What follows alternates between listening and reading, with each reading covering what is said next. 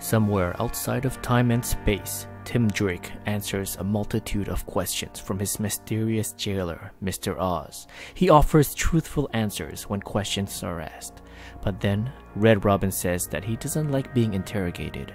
"You never had to answer any of my questions, Timothy," Mr. Oz says.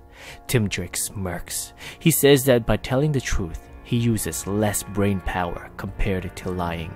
He allowed himself to be interrogated, and oh, he's been multitasking.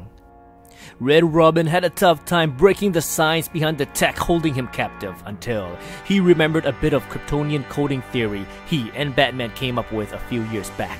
With that in mind, hacking the system is now a piece of cake.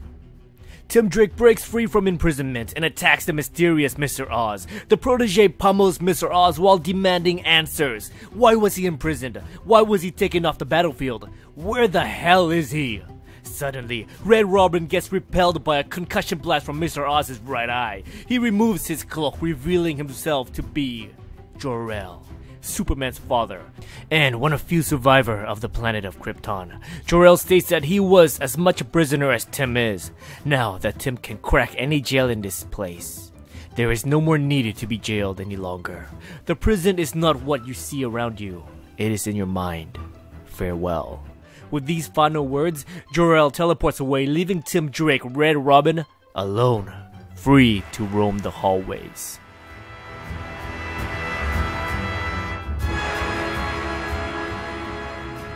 What's going on, guys? Welcome back to Comic Island. My name is Joey, and thank you so much for checking out my review of Detective Comics issue 965.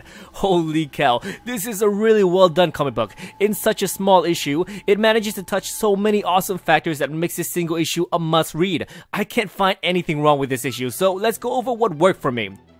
Now that Mr. Oz's identity has been revealed, we're gonna talk about that and a few other spoilers such as the other prisoners contained by Mr. Oz. But before we get into that, let's take a look at how this comic is basically a big homage to Tim Drake, the third Robin. All of the flashback images are taken from previous issues from back in the 1980s. Even the cover art takes direct inspiration from Batman issue 441, where we see Tim Drake standing center, focusing on a piece of costume. I've read quite a bit of James Tynion before, but I never really appreciated his work until now. He has the utmost respect for these characters that he's handled, and he has been handling the character of Tim Drake very gracefully. He truly knows the character, and he has never tried to reinvent the wheel or add something crazy dramatic new to the character. He drew on what was already there, and continued the story a bit further. Some other writers will try to bring on something dramatic and exciting to the character, which could be welcomed with open arms, or it could just ruin a beloved character. Venom is a character that writers are very confused about. Is he a reluctant hero, or is he just a cold-blooded killer?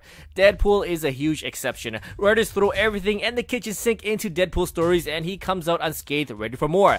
Then there will be writers who have just earned the prestigious spot to be able to make changes to a character and have it be exciting and refreshing. I'm of course referring to Batman writer Scott Snyder and how he introduced Bruce Wayne as being prophesied to be a doorway to the dark multiverse. If Snyder makes a change to Batman, you know he would tread carefully, and we all respect him for his past and present work on Batman. James Tynion is starting to fall into this inner circle as well, due to the respect he has for these awesome characters. Now, let's take a look at the story in this comic. Tynion nails the sharp intellect of Tim Drake. He gets interrogated on purpose by Mr. Oz just so he can hack into the Kryptonian tech and break free. That is ingenious. One of the best parts in this comic for me.